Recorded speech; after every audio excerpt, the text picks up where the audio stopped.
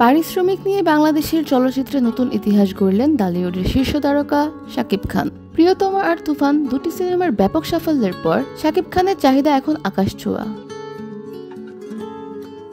সম্প্রতি জানা গেছে, নতুন একটি সিনেমার জন্য শাকিব খান পারিশ্রমিক নিচ্ছেন প্রায় ৩ কোটি টাকা, যা বাংলাদেশের চলচ্চিত্র ইতিহাসের সর্বোচ্চ। বরবাদ সিনেমার জন্য তিনি নিয়েছেন ১,২০,০০,০০০ টাকা। এর আগে জনপ্রিয় সিনেমাগুলোর জন্য তার পারিশ্রমিক ছিল ৮০ লাখ থেকে ১ কোটি টাকার মধ্যে। শুধু পারিশ্রমিক নয়, অনেক সময় তিনি সিনেমার প্রযোজক হিসেবেও যুক্ত থাকেন, যেখান থেকে আয়ের ভাগও বাংলার পান কিং খান।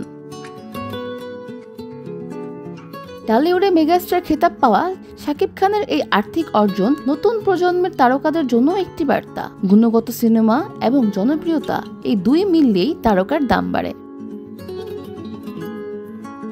তানজিলা তানজুম, সংবাদ মুহূর্ত।